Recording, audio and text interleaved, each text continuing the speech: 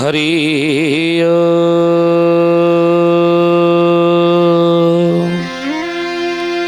ओम भूर्भुवः स्वः तत्सवितुर्वरेण्यं भर्गो देवस्य धीमहि धियो यो नः प्रचोदयात्।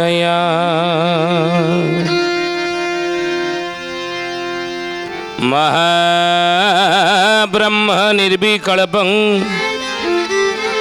पूर्णानंद मयं हरि सर्वघटेज अच्युत तस्य पदे नमाम्यहम्।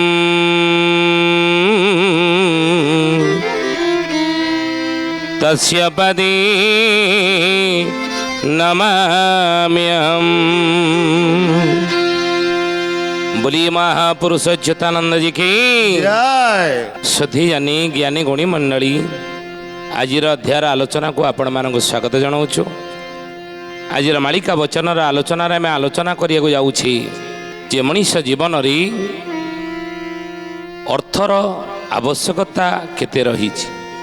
अर्थ बा धन विषय रे अच्युतानंद महापुरुष यार भविष्यत विषय कौन लिखिं। धनर भविष्यत अर्थर भविष्यत ये धन को आ मनीष गुरुत्व देवे ना समय आसव। आज मालिका वचन रे से विषय आम आलोचना करने जाऊँचे एवं आलोचना शेष जड़े भक्तर ना कहवा कि से भक्त कौन तार ना कौन तार जन्म हो।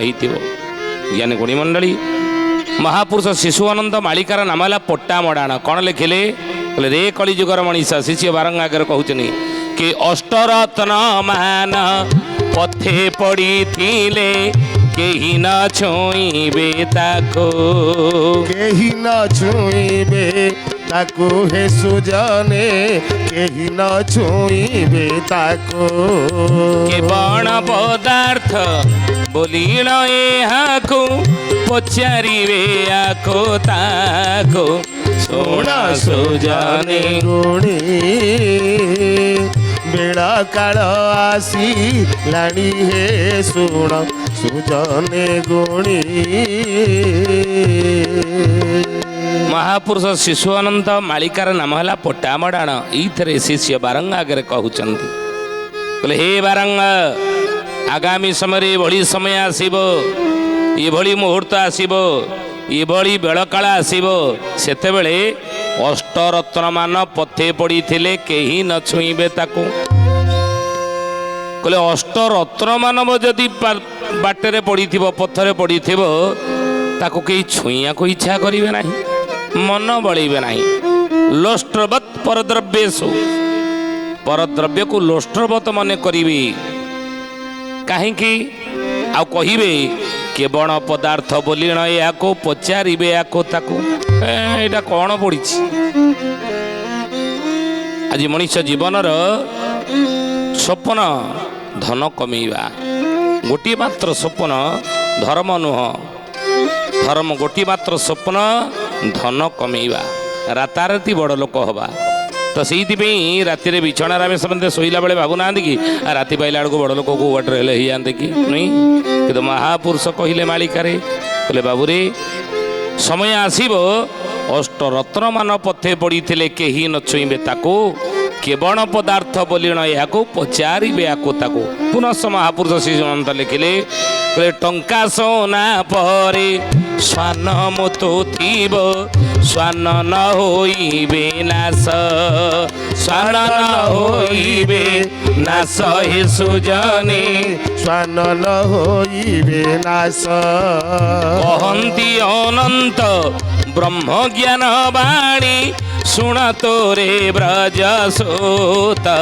सुण सुजने गुणी बेला काल आसी लाणी हे सुण सुजने गुणी।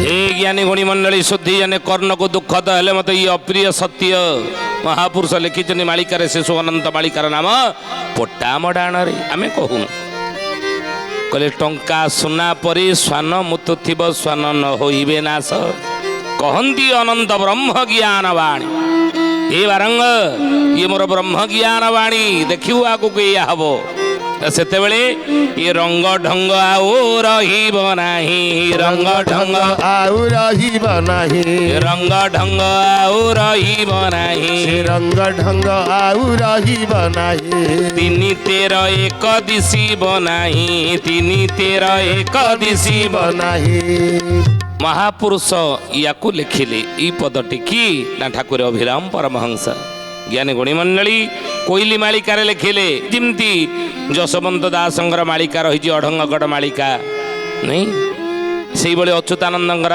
ଆଳି ମାଳିକା କନିକା ମାଳିକା ଏସବୁ ରହିଛନ୍ତି କ୍ଷେତ୍ର ମାଳିକା ଅନେକ ମାଳିକା ରହିଛନ୍ତି ତେଣୁ ସେଇଭଳି ମହାପୁରୁଷ ଦୀନକୃଷ୍ଣ ଦାସ ମଧ୍ୟ ଲେଖିଛନ୍ତି ଶାଲବେଗ ମଧ୍ୟ ମାଳିକା ଲେଖିଛନ୍ତି ନୁହେଁ ଆଉ ସେଭଳି ବାଲିକା ଦାସଙ୍କର ମଧ୍ୟ କଳିଯୁଗର ଭବିଷ୍ୟତବାଣୀ ମାଳିକା ରହିଛି ଭକ୍ତ ଆର୍ତ ଦାସଙ୍କର ମାଳିକା ରହିଛି ତେଣୁ ସେଇଭଳି ଭାବରେ ମହାପୁରୁଷ ଯିଏକି ଅଭିରାମ ଠାକୁର ପରମହଂସ ସେ ମଧ୍ୟ ଲେଖିଛନ୍ତି କୋଇଲି ମାଳିକା କ'ଣ ଲେଖିଲେ ତା ଦେହରେ କହିଲେ ରଙ୍ଗ ଢଙ୍ଗ ଆଉ ରହିବ ନାହିଁ ସେତେବେଳେ ଯେଉଁ ରଙ୍ଗ ଢଙ୍ଗ ଆମେ ଦେଖାଉଛେ ପଇସା ପାଖରେ ବହୁତ ଅଛି ଧନ ମଣିଷର ପରିଚୟ ଆଦି ସାଜିଛି ନୁହେଁ ଯାହା ପାଖରେ ଧନ ବହୁତ ଅଛି ତାର ଦୁନିଆରେ ପରିଚୟ ଅଛି ଉଚ୍ଚ ସମ୍ମାନ ମଧ୍ୟ ସମାଜରେ ମିଳୁଛି ଉଚ୍ଚ ପଦ ପଦବୀରେ ମଧ୍ୟ ତାଙ୍କୁ ମିଳୁଛି ଉଚ୍ଚ ପଦ ପଦବୀ ଯାହା ପାଖରେ ଧନ ନାହିଁ ସମାଜରେ ତାର ପରିଚୟ ନାହିଁ ସମାଜରେ ତାର ପରିଚୟ ନାହିଁ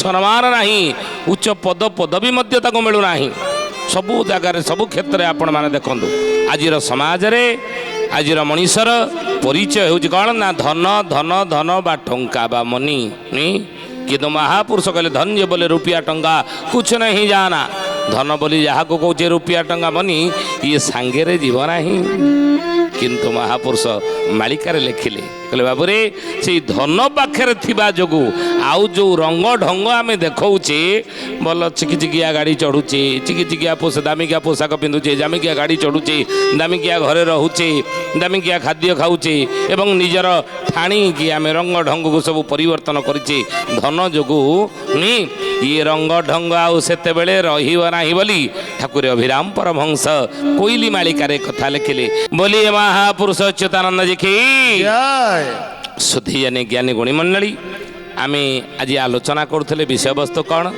ନା ଆଜିର ସମାଜରେ ଧନର ମହତ୍ଵ କ'ଣ ଆଉ ଏ ଧନର ଭବିଷ୍ୟତ କ'ଣ ଅଚ୍ୟୁତାନନ୍ଦ ମହାପୁରୁଷ ତାଙ୍କ ମାଳିକା ଶାସ୍ତ୍ରରେ ଯେଉଁ ଧନକୁ ଆଜି ଆମେ ସବୁକିଛି ଭାବୁଛେ ଏ ଆର ଭବିଷ୍ୟତ କ'ଣ ଏ ଧନର ଭବିଷ୍ୟତ କ'ଣ ମାଳିକାର ଏ ବିଷୟରେ କ'ଣ କହିଛନ୍ତି କହିଲେ ବାବୁରେ ଉଭା ଧନ ମାନ ରାଜା ହରି ନେବେ ପୋତା ହରିବେ ବାସୁକି ପୋତା ହରିବେ ବାସୁକି হে ସୁଜନେ ପୋତା ହରିବେ ବାସୁକି ବଡ଼ ବଢ଼ିଆ ଯେ କେହି ନ ରହିବେ ହେତୁ କର ରାମନି କି ଶୁଣ ସୁଜନେ ଗୁଣୀ ବେଳା କାଳ ଆସିଲାଣି ହେ ଶୁଣ ସୁଜନେ ଗୁଣୀ ମାଳିକାରେ ଲେଖିଦେଲେ ଅଚ୍ୟୁତାନନ୍ଦ ମହାପୁରୁଷ ମାଳିକାର ନାମ ହେଲା ଶିବକଳ୍ପ ନବଖଣ୍ଡ ନିର୍ଘଣ୍ଟ ଏ ଧନ କାହାର ବେଦମୂର୍ତ୍ତି ତପନିଷ୍ଠ ଯୁଗଦ୍ରଷ୍ଟା ଯୁଗାଚାର୍ଯ୍ୟ ବ୍ରହ୍ମର୍ଷି ପଣ୍ଡିତ ଶ୍ରୀରାମ ଶର୍ମା ଆଚାର୍ଯ୍ୟ ଅଖିଳ ବିଶ୍ୱ ଗାୟତ୍ରୀ ପରିବାର ଗୁରୁ ମୋର ଗୁରୁଦେବ ଲେଖିଛନ୍ତି ନିଜ ଜୀବନ କାଳ ମଧ୍ୟରେ 3200 ବହି ସମାଜରେ ଲୋକମାନେ କେମିତି ଶୃଙ୍ଖଳାରେ ଚଳିବେ ପରିବାର କେମିତି ଧନ୍ୟ ଗୃହସ୍ଥରେ କେମିତି ଆଶ୍ରମ ଭଳି ସେମାନେ ଚଳିବେ ଏବଂ କେମିତି ପରିବାର ଗଠନ ବିଧି ବ୍ୟବସ୍ଥା ଜାଣିବେ ଗୁରୁଦେବ ଲେଖିଛନ୍ତି 3200 ବହି ଏଇଥିପାଇଁ ବୈକୁଣ୍ଠ ସମାନ ଆହା ଅଟେ ସେଇ ଘର ଏ ସାରା ବିଶ୍ୱ ଗୋଟିଏ ପରିବାର କେମିତି ହେବ ୟା ପାଇଁ 3200 ବହି ଲେଖିଛନ୍ତି ତା ଭିତରୁ ଗୋଟିଏ ବହିର ନାମ ହେଲା ଏ ଧନ କାହାର ଆଉ ଧନବାନ ହେବାର ଗୁପ୍ତ ରହସ୍ୟ ଅନେକ କହନ୍ତି ମୋ ପାଖରେ ପଇସା ନାହିଁ ମୁଁ ଯେତିକି ଆୟ କରୁଛି ଅଧିକା ଖର୍ଚ୍ଚ ହେଇଯାଉଛି ସଞ୍ଚୟ କିଛି ରହୁନାହିଁ ନାଇଁ ଆମେ କହୁନି ଏ ଅଭିଯୋଗ କରନ୍ତି ଆୟ ବହୁତ କିନ୍ତୁ ଖର୍ଚ୍ଚ ସେଇ ଆକାର ହେଇଯାଉଛି, ସଞ୍ଚୟ କିଛି ହଉନାହିଁ। କେମିତି ସଞ୍ଚୟ ହେବ? କିନ୍ତୁ ଇଏ ଧନର ଭବିଷ୍ୟତ ଉପରେ ଅଚ୍ୟୁତାନନ୍ଦ ମହାପୁରୁଷ ମାଳିକାରେ ଲେଖିଲେ। ଧନକୁ ଯଦି ସବୁକିଛି ଭାବୁଛେ, ଇଏ ଧନର ଭବିଷ୍ୟତ କ'ଣ? ଆଜିର ମାଳିକା ବଚନ ଏଇ ବିଷୟ ଆମେ ଆଲୋଚନା କରୁଛେ। ଧନକୁ ଯେଉଁ ସବୁକିଛି ଭାବୁଛେ, ଇଏ ଧନର ଭବିଷ୍ୟତ କ'ଣ? କହିଲେ ଉଭା ଧନ ମାନ ରାଜା ହରି ନେବେ, ପୋତା ହରିବେ ବାସୁକି। ପୋତା ହରିବେ ବାସୁକି ହେ ସୁଜନେ, ପୋତା ହରିବେ ବାସୁକି। କହିଲେ ଉଭା ଧନ ମାନ ରାଜା ହରି ନେବେ।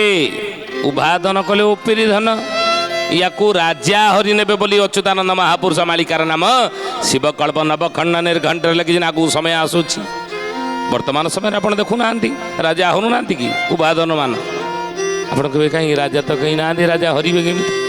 କଳିଯୁଗର କେଉଁଠି ରାଜା ଅଛନ୍ତି ଯେ ତାକୁ ହରିବେ? ମାଳିକାରେ ଲେଖିଥିଲେ ଅଚ୍ୟୁତାନନ୍ଦ ମହାପୁରୁଷ, କହିଲେ ରାଜା ହୋଇ କେହି ରହିବେ ନାହିଁ, ରାଜା ହୋଇ କେହି ରହିବେ ନାହିଁ, ରାଜା ହୋଇ କେହି ରହିବେ ନାହିଁ, ଆଉ ରାଜା ହୋଇ କେହି ରହିବେ ନାହିଁ। ବିରଜା ଶାସନ ହୋଇବ ମହି, ବିରଜା ଶାସନ ହୋଇବ ମହି। 1356 ଦଳ ଭାରତୀ, 1356 ଦଳ ଭାରତୀ। ଠିକେ ଠିକେ ରାମ କହିଲି ତୋତେ, ଆଉ ଠିକେ ଠିକେ ରାମ କହିଲି ତୋତେ। ଅଚ୍ୟୁତାନନ୍ଦ ମହାପୁରୁଷ 600 ବର୍ଷ ତଳେ ତାଳପତ୍ର ଲେଖନୀ ମାଳିକାରେ ଲେଖିଦେଇଥିଲେ। ରାମରେ ତୁମେ ଦେଖେଇବ ଯେଉଁ ରାଜା ଶାସନ ଚାଲିଛି, ଏ ରାଜା କହନ୍ତିନି ରାଜା ଗୋଜା, ଯାହା ରାଜା ଚିନ୍ତା କରିବେ, ଯାହା ସ୍ଥିର କରିବେ, ସେଇଆ ହିଁ ତାଙ୍କର ଶାସନ ସେଇ ଅନୁସାରେ ଚଳାନ୍ତି, ନୁହେଁ? ନିଜ ଇଚ୍ଛା ଅନୁସାରେ ଶାସନ ଅନେକ ରାଜାମାନେ ଚଳାଉଥିଲେ, କିନ୍ତୁ ଏ ରାଜା ଶାସନ ଆଉ ରହିବ ନାହିଁ। ରାମଚନ୍ଦ୍ର ତୁ ଆଗକୁ ଦେଖିବୁ, ରାଜା ହୋଇ କେହି ରହିବେ ନାହିଁ। ତା ମାଳିକା ସତ ହେଇଛି ଦେଖନ୍ତୁ। ଆଜି ଦେଖନ୍ତୁ ସେ ମାଳିକା ମହାପୁରୁଷଙ୍କର ଏ ଭବିଷ୍ୟତବାଣୀ ସତ ହେଇନି। ରାଜା ଶାସନ ଆଉ ଅଛି ନା? କନିକା ରାଜା ଅଛନ୍ତି ନା? ଆଳି ରାଜା ଅଛନ୍ତି ନା? ତାଙ୍କ ଶାସନ ଅଛି ନା? ଆଠଗଡ଼ ରାଜା ଅଛନ୍ତି ନା? ତାଙ୍କ ଶାସନ ଅଛି ନା? ଡମ୍ପଡ଼ା ରାଜା ଅଛନ୍ତି ନା? ତାଙ୍କ ଶାସନ ଅଛି ନା? ତେଣୁ ଦେଖନ୍ତୁ ଆପଣ, ବାଙ୍କି ରାଜା ଅଛନ୍ତି ନା? ତାଙ୍କ ଶାସନ ଅଛି ନା? ଆଜି ରାଜା ଶାସନ ନାହିଁ, ରାଜତନ୍ତ୍ର ଯାଇଛି, ଆସିଛି ଗଣତନ୍ତ୍ର। ରାଜା ଶାସନ ନାହିଁ, ମନ୍ତ୍ରୀ ଶାସନ ଚାଲିଛି, ଆଉ ରାଜତନ୍ତ୍ର ଯାଇଛି, ଗଣତନ୍ତ୍ର ଆସି ପହଞ୍ଚିଛି। ଅଚ୍ୟୁତାନନ୍ଦ ମହାପୁରୁଷ ସେଇ କଥା କହିଲେ ସେ ରାଜା ହୋଇ କେହି ରହିବେ ନାହିଁ, ରାଜା ଶାସନ ନାହିଁ, ଚାଲିଛି ଶାସନ। ତେଣୁ ସେଇ ଶାସନ କ୍ଷମତାରେ ଯିଏ ଥିବେ, ମହାପୁରୁଷ କହୁଛନ୍ତି ଯଦି ଉଭାଦନ କିଛି ଆମେ ରୋଜଗାର କରିଥିବା, ତାକୁ ରାଜା ହରି ନେବେ, ମାନେ ସରକାର ହରି ନେବେ। ସରକାର କେଉଁ ବାଟରେ ହରୁଛନ୍ତି ଆପଣ ଦେଖନ୍ତୁ। କେଉଁ ବାଟରେ ହରୁଛନ୍ତି ନା? ଭିଜିଲାନ୍ସ ରେଡ୍ କରୁଛି, ଭିଜିଲାନ୍ସ ରେଡ୍ କରୁଛି। ଆଜି ପ୍ରତ୍ୟେକ ଦିନ ପେପର ଖୋଲିଦେବେ, ଟିଭି ନ୍ୟୁଜ୍ରେ ଦେଖିବେ, ସବୁ ନୂଆ ନୂଆ ଚେହେରା, ନୂଆ ନୂଆ ନାଁ ବାହାରୁଛି। ପଇସା କାଢ଼ୁଛୁ ସରୁନି, ମେସିନ୍ ଗଣି ଗଣି ମେସିନ୍ ଖରାପ ହେଇଗଲାଣି। କହୁଛନ୍ତି କ'ଣ କମେଣ୍ଟ ଦେଇକି ନା ଏତେ ଧନ ଆମେ ଜୀବନରେ ଦେଖିନଥିଲୁ। ଯିଏ ଗଣିବା ଲୋକ, ବ୍ୟାଙ୍କ କର୍ମଚାରୀ, ସିଏ କହୁଛନ୍ତି ଏତେ ଧନ ଆମେ ଜୀବନରେ ଦେଖିନଥିଲୁ, ଏତେ ଟଙ୍କା। এই কথাକୁ ମହାପୁରୁଷ 600 ବର୍ଷ ତଳେ ମାଳିକାରେ ଲେଖିଥିଲେ। ଇୟା ହବରେ ବାବା ତୁ ଦେଖିବୁ। ହରିଦାସ ମହାପୁରୁଷ ଲେଖିଲେ ମାଳିକାରେ ସେଇ କଥା। କ'ଣ କହିଲେ? କହିଲେ ବାବୁରେ ମୈତ୍ର ନୀଳାଦ୍ରିନନ୍ଦ କହୁଛନ୍ତି 185 ନା 5 ଲୋ ବଉଳ, 185 ନା 5 ବଉଳ ଲୋ, 185 ନା 5। ସରକାରୀ ଆଉ ବେସରକାରୀରେ ସବୁ ଆଡ଼େ ଖାଲି ଲାଞ୍ଚ। ଜୟ ଜଗନ୍ନାଥ ଜୟ ଜଗନ୍ନାଥ, ଜୟ ଜଗନ୍ନାଥ, ଜୟ ଜଗନ୍ନାଥ। ଏ କୁଆଡ଼ୁ ଆସିଲା ଏତେ ଟଙ୍କା, ଏତେ ପଇସା ଆସିଲା କୁଆଡ଼ୁ? ସମସ୍ତେ କ'ଣ ଜାଣିନାହାନ୍ତି କି? ଆମେ ଜାଣିଛନ୍ତି। ତେଣୁ ଏତେ ଟଙ୍କା ଏତେ ପଇସା ଆସିଲା କୁଆଡ଼ୁ? କୁଆଡ଼ୁ ଆସିଲା ତାର ଉତ୍ତର ପର ମାଳିକାରେ ଅଛି। କୁଆଡ଼ୁ ଏ ଟଙ୍କା ଆସିଛି ତା ଉତ୍ତର ମାଳିକାରେ ଅଛି। ପ୍ରଶ୍ନ ଯଦି ଉତ୍ତର ମଧ୍ୟ ମାଳିକାରେ ଅଛି। ମାଳିକାରେ କିଏ ଦେଇଛନ୍ତି? ହରିଦାସ ମହାପୁରୁଷ ମୈତ୍ର ନୀଳାଦ୍ରିନନ୍ଦକୁ ପଚାରିଲେ।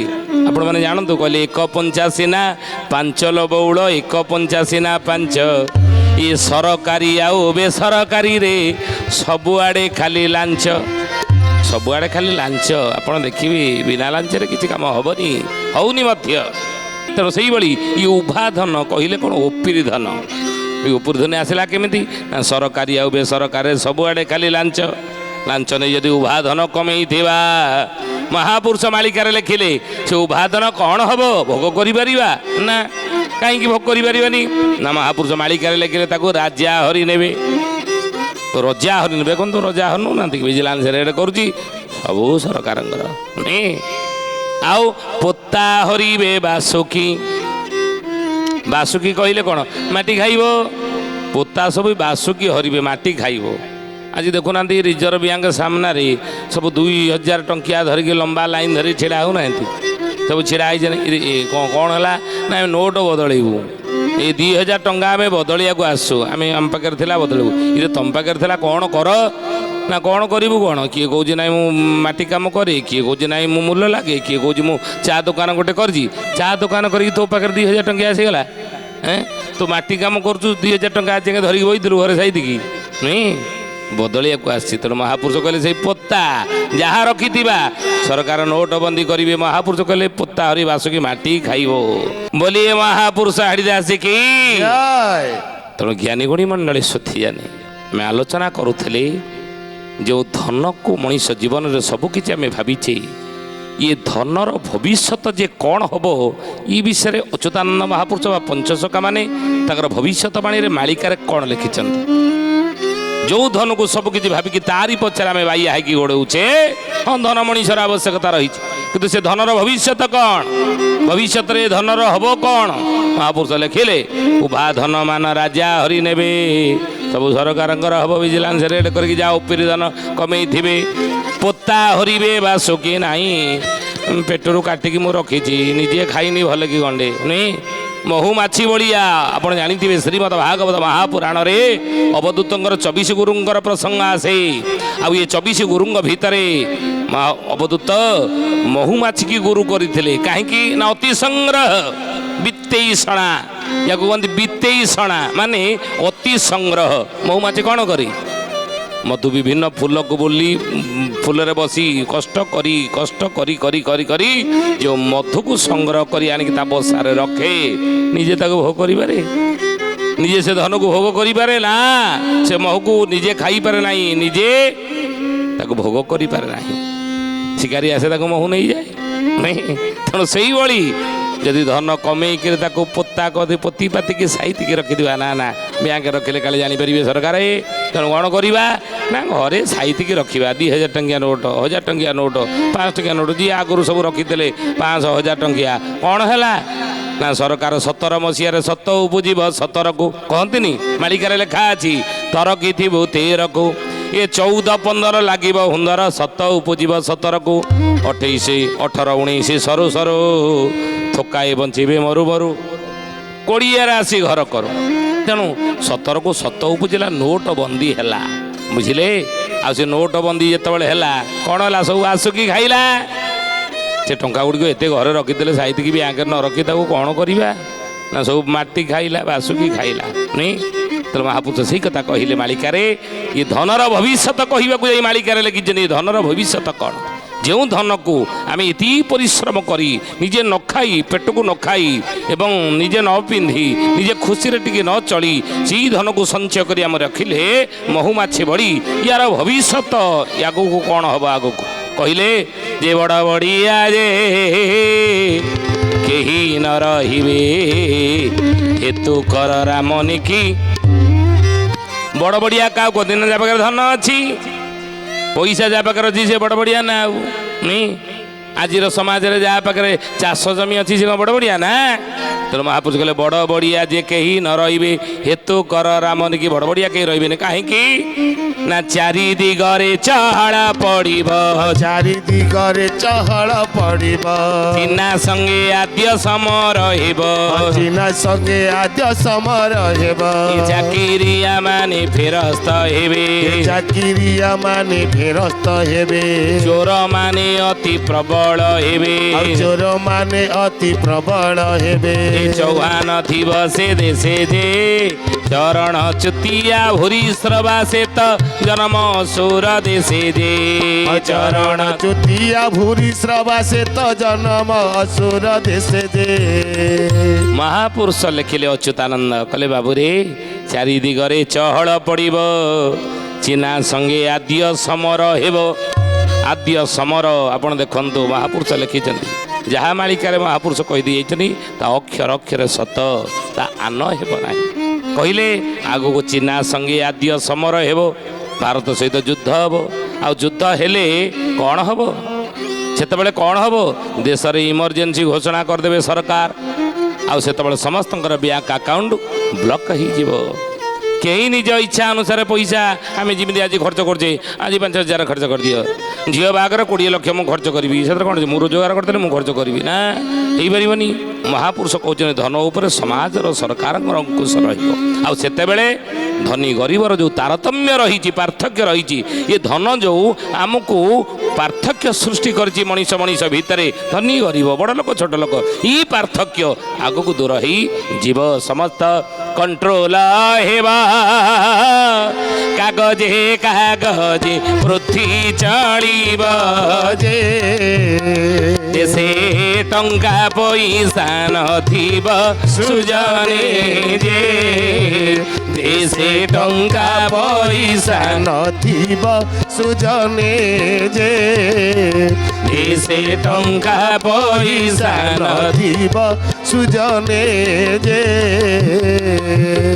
କହିଲେ ବାବୁରେ ସମସ୍ତ କଣ୍ଟ୍ରୋଲ ହେବ ଧନ ଉପରେ ଗୋଟେ କଣ୍ଟ୍ରୋଲ ଆସିବ ବୁଝିଲେ ତେଣୁ ଏ ସୁଧେଇଯାନି ଆଜିର ମାଳିକା ବଚନରେ ଆମେ ଆଲୋଚନା କରୁଥିଲେ ଯେଉଁ ଧନକୁ ଆମେ ସବୁକିଛି ଭାବିକି ଅନ୍ଧ ଭଳିଆ ତା ପଛରେ ଗୋଡ଼ିଛେ ରାତି ଦିନ ଏକ କରିଦେଉଛେ ବୁଝିଲେ ଆଉ ସେ ଧନକୁ ସଞ୍ଚୟ କରିବା ପାଇଁ ଖାଉନି ପେଟକୁ ଭଲକି ଦି ମୁଠା ଭଲ ପିନ୍ଧୁନି କଷ୍ଟ କରୁଛି ଧନ ସଞ୍ଚୟ କରିବା ପାଇଁ କିନ୍ତୁ ନା ଏ ଧନର ଭବିଷ୍ୟତ ଯେ କ'ଣ ମହାପୁରୁଷ ମାଳିକାରେ ଲେଖିଲେ ତେଣୁ ଉଚିତ ବାଟରେ ଯେତିକି ଦରକାର ସେତିକି ଧନ ରୋଜଗାର କରିବା ସଞ୍ଚୟର ଆବଶ୍ୟକତା ରହିଛି କିନ୍ତୁ ତାକୁ ଉଚିତ ବାଟରେ ମଧ୍ୟ ଖର୍ଚ୍ଚ କରିବା ତାର ଅପବ୍ୟୟ ନ ହେଉ ଇଏ ହେଉଛି ମାଳିକା ବଚନର ଦର୍ଶନ ତେଣୁ ଜ୍ଞାନୀ ଗୁଣୀ ମଣ୍ଡଳୀ ଆଜି ତ ସମୟ ହେଇଛି ତ ଆସନ୍ତୁ ବାଣୀକି ବିରାମ ଦେବା କିନ୍ତୁ ତାପରେ ଜଣେ ଭକ୍ତର ନାଁ କହିବା କିଏ ସେ ଭକ୍ତ କ'ଣ ତାର ନାଁ କୋଉଠି ତାର ଜନ୍ମ ହେଇଥିବ କହିଲେ ବ୍ରାହ୍ମଣୀ ନଦୀର ଉତ୍ତର ତଟ ବ୍ରାହ୍ମଣୀ ନଦୀର ଉତ୍ତର ତଟ ବଟ ମୂଳରେ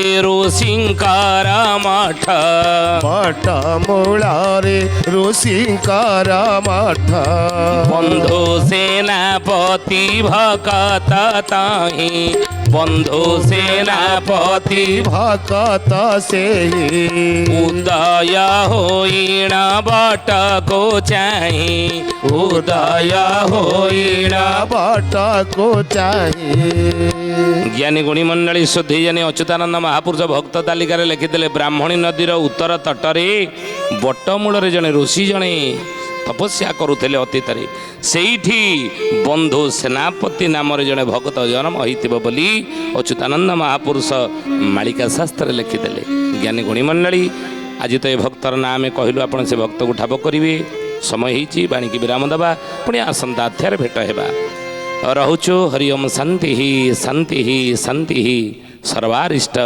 ସୁଶାନ୍ତିରେ ଭବତୁ ପ୍ରାର୍ଥନା ଆମ ଆନନ୍ଦର ଉତ୍ସ।